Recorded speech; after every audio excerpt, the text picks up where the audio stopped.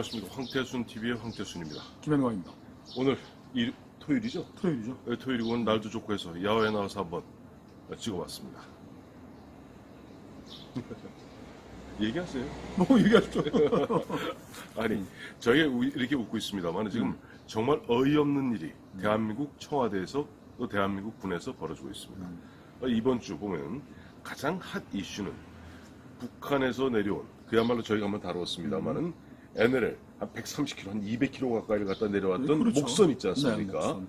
목선을 놓고 어제 청와대 국민소통수석, 예전 말하면 홍보수석입니다. 홍보수석 윤도한 기자, 원래 기자 출신이죠. 네, 네. 예, KBS인가요? 기자 출신인데.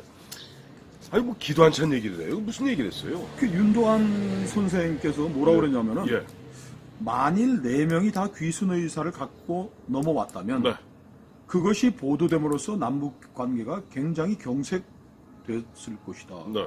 그래서 김정은이 비상하고 남북 관계가 경색될까봐 네. 이 귀순 사실을 뭐 숨기고 했다. 라고 지금 그래서 이제 표류했다고 이제 거짓말했다는 그러니까 거예요. 처음에 귀순이 아니라 어. 엔진이 꺼져서 표류해서 표류해서 와서 왔는데 그것도 보니까 인등을 이른바 그 삼척 인근에서 우리가 구해 와서 인계에 와서 그 중에 2사람은 남겠다 그러고 나머지 2사람 가겠다 해서 보낸 것 뿐이다라고 거짓말했다는 거 아니에요. 거짓말했다는 거죠. 하나하나 거짓말 치고 이게 뭐 이 사실관계는 뭐 명확해서 네. 뭐 크게 따질 게 없어요. 이 함경도에서 출발한 예. 이 4사람이 네. 그 국정원이 지금 발표를 했어요. 네. 기관은 한 번도 고장난 적이 없었다. 표류의 가능성이 제로입니다. 12일부터 네. 이제 12일 밤부터라는데 이것도 언제인지는 확실치 않아요. 또 아나 이게 뭐 우리 영해에 머물렀던 시간이 길어지면 길어질수록 경계 책임이 커지니까 네. 뭐 하여간 출발은 6월 9일 날 했대요. 네. 근데 뭐 12일 밤부터 이제 네. 우리 NLL 넘어서 우리 영해 안으로 들어와가지고 네. 그 경운기 같은 통통 28마력이다. 28마력짜리 엔진을 가지고서 네.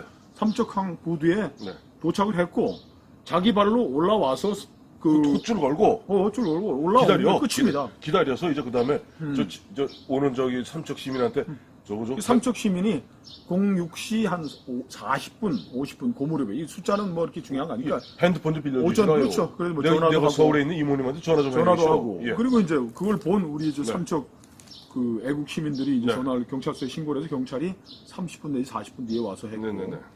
지금 계속 드러나는 상황은 그거를 군에 경찰이 정보를 공유 안 할 이유가 없지 않습니까? 더군다나 그렇죠. 이게 무장 간첩일 가능성도 있는 거고 그렇죠. 배미창에 뭐 기관당 숨겨왔을 수도 있는 거고 그러니까 즉각 공유를 한 거예요. 자, 삼척 부두에 목선이 도착을 했고 4명이 지금 와 있다. 그리고 이 사람들은 뭐 고장난 것도 없고 GPS도 있었다라고 딱 공유를 했는데 우리 국방부가 완전 그리고 예. 그게 우리 애국 삼척 시민들이 없었으면 국방부가 계속 은폐하고 거짓말하는 건데 했었어요. 찍었어. 국방부 발표는 이렇게 된 거예요. 첫 브리핑 때 네. 북한 목선이 삼척항 인근에서 접수됐다. 전반적인 해상 해양 경계 작전은 정상 시행되었고 문제가 없었다. 그러니까 우리의 경계 태세는 문제가 없었고 표류해가지고 오는 배를 우리가 찾아가지고 끌고 와가지고 했다라고 물살 틈 없는 경비 체제가 했다고 하는데 이게 거짓말을 만들어낸 거예요. 네. 자, 이게 우리 군이 네. 뭐 경비를 하다가 해경이 하다가 잡아가지고 왔었다면은 뭐 군인 이야기를 만드는 여지가 있는 거죠. 네. 자, 니들 막 어디서 왔는데 뭐 이렇게 하고 했는데 이건 우리 애국 시민들이 경찰에 신고를 해가지고서 팩트가 확정이 됐고 그게 즉각적으로 해경, 군 다 공유가 됐는데 이런 생거짓말을 만든 게 윤도한이가 어저께 또 정책 국민소통수석이 친절하게 설명을 한 거예요. 자, 이거를 귀순했다고 4명이 다 귀순했다고 보도가 되면은 위대하신 우리 수석님께서 분노하십니다. 근데 네. 윤도한 수석도 참 그 언론인 출신이 그렇게 예. 뭐 되지도 않는 얘기. 지금 북한은 김정은의 학정을 피해가지고 대한민국에 지금 탈출한 탈북 주민들 3만 명 넘어요. 3만 명 넘는데 그러면 뭐 김정은과 공화국에 대한 배신자들인데 그 사람들 다 돌려보내지. 3만 명이 와 있는데 2명, 3명, 4명이 더 온다는 게 무슨 의미가 있습니까? 김영광 실장 네. 고맙소. 네. 동무는 우리 문재인 정권이 무엇을 해야 될지를 정확히 알려주신 거예요. 빨리 3만 명 다 보내갔습니다. 보내든지. 아니, 이게 에라이 나쁜 대한민국 놈들아. 헌법과 대한민국이 살아온 거에 대한 이 사람 아무런 그게 옵니까? 아니, 그 사람들이 귀순하겠다고 하면 대한민국 국민이기 때문에 오면 조사 좀 받고 하고 해서 곧바로 주민등록증 만들어 주는 거예요. 우리 국민이라고 그 사람들이. 대한민국 헌법에 뭐라고 돼 있죠? 대한민국은 영토는 네. 한반도 한반도 부속도서로 하고 저 같은 경우도 고적을 띄면요. 미수복지구에서 우리 아버지가 내려오신 것으로 되어 있습니다. 이북에서 내려오셨기 때문에. 그런데 그러니까 엄밀하게 얘기하면 지금 그 북한의 주민들 다 우리 국민이에요. 그 사람들이 4명 귀순했다는 사실이 알려지는 게 무슨 남북관계 무슨 영향이 있단 말이에요. 그렇게 걱정하면 3만 명 다 북한으로 송환해야지. 윤도한이라는 무슨 비서관은 이걸 뭐 대한민국이 수석입니다. 어떤 그 윤도한 수석이라는 친구는 모르는 지금 뭐 말이 되는 소리라지. 그리고 그러면 왜 그 초반부터 이 팩트가 명확하게 알려졌는데 군이 거짓말을 만들어 표류에 하는 걸 삼척항 인근에서 예인해 왔다라고 거짓말했네. 첫째, 군은 저 경계 실패에 대한 책임을 물어야 되기 때문에 거짓말을 만들고 싶어. 이거는 그런데 그거는 저희가 황태수 TV에서 지난번 다뤘잖아요. 우리가 작전에 실패한 지휘관은 용서받을 수 있어도 경계에 실패한 지휘관은 반드시 문책해야 됩니다. 2012년 노크 기순 DMZ 한 명 병사가 넘어온 것도 장성 5명에 영광급 장교 9명에서 14명이 문책을 당했던 거예요. 그러니까 그는 본능적으로 그렇게 하고 싶은데 감추고 싶은데 은폐하는 거예요. 은폐. 청와대가 올라탄 거예요. 자, 경계가 뚫렸다 그러면 저 언론과 저 야당에서 무슨 지적을 하겠습니까? 9.19 군사합의로 군의 경계태세가 무너졌다라는 이 공격이 두려우니까 청와대가 행정관이 이런 거짓 브리핑하고 뒤에서 백그라운드 브리핑하는데 청와대 행정관이 가서 지켜봤다는 거예요. 2번이나. 여보세요. 네. 청와대 계셨던 분이 이런 식으로 말씀하시면 안 됩니다. 얼마 전이죠. 뭐 이제는 이제 전직이 되었습니다만 얼마 전에 대한민국 육군참모총장, 육군대장 김용우 대장은 청와대 행정관이 계룡대에서 불러올려서 청와대 우리 육군참모총장의 지휘 지휘 철학을 듣고 싶소.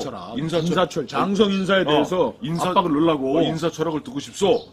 계룡대에서 불이 나게 달려와서 국방부 근처에 카페에서 만났다는 거 아니에요. 그리고 또 거짓말을 표류하는 북한 배를 하겠다는 데서 또 하나의 그 청와대에 계산이 또 있었다는 거 윤도한이 어저께 충분히 설명한 거예요. 김정은의 심기를 거슬리지 않기 위해서 우리가 없는 이야기 거짓말을 만들어서 국민을 속였다고 자백을 한 거야. 이럴 때 제가 한마디 호통 좀 쳐야겠습니다. 윤도환이, 너 이놈. 너 이놈. 네가 그 명세에 그래도 네가 언론인 출신이냐? 그래.